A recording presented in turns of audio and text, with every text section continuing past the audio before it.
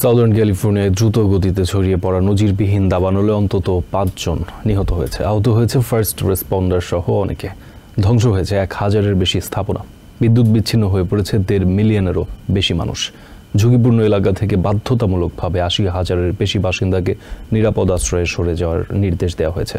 Loss Angeles কাউন্টির fire chief Anthony Marrone জানান, শক্তিশালী বাতাসের কারণে আগুনের তীব্রতা ক্রমেই বাড়ছে।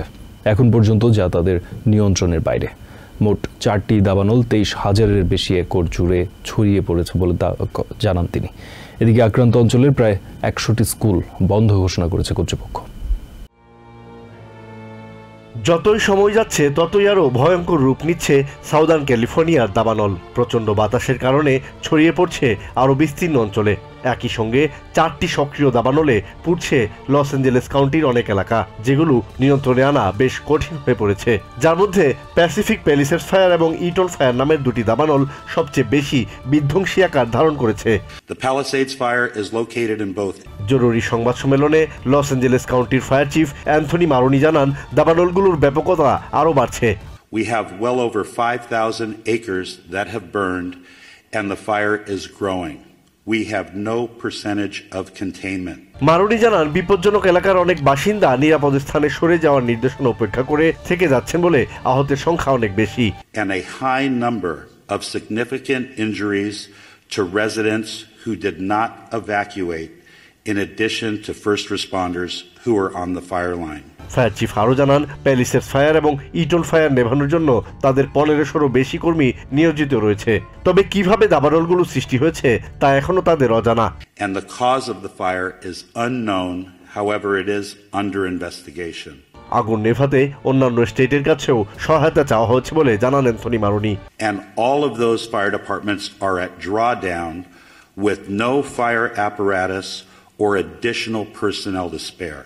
শক্তিশালী বাতাস এবং কম আর্দ্রতা লস অ্যাঞ্জেলেসের বাসিন্দাদের জন্য আরো বিপজ্জনক পরিস্থিতির সৃষ্টি করেছে উল্লেখ করে সবাইকে নিরাপদে থাকতে অনুরোধ জানান তিনি। To all of our viewers, please prioritize your safety as well as the well-being of those around you. Los Angeles city fire ডিপার্টমেন্টের প্রধান ক্রিস্টেন ক্রাউলি শহরটিতে জ্বলতে থাকা হার্ট ফায়ার সম্পর্কে হালনাগাদ তথ্য তুলে ধরেন। These fires are stretching the capacity of emergency services to their maximum limits. Crowley জানান, দাবানলকে ঘিরে তাদের জরুরি পরিষেবা কর্মীরা সর্বোচ্চ সক্ষমতা অনুযায়ী কাজ করে যাচ্ছেন। বিপজ্জনক এলাকা থেকে বাসিন্দাদের সরিয়ে নেওয়ার ওপর বেশি গুরুত্ব দিচ্ছেন তারা।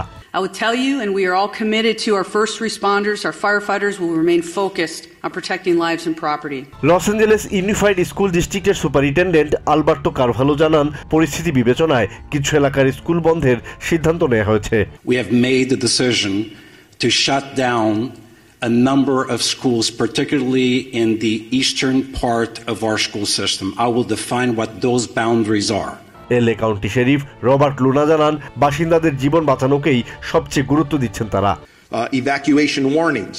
Approximately 38,600 residents are under evacuation warnings and approximately 14,342 structures are at risk.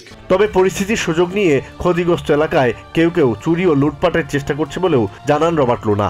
Sheriff জানান, ক্ষয়ক্ষতির প্রকৃত পরিমাণ এখনই নির্ণয় করা সম্ভব না।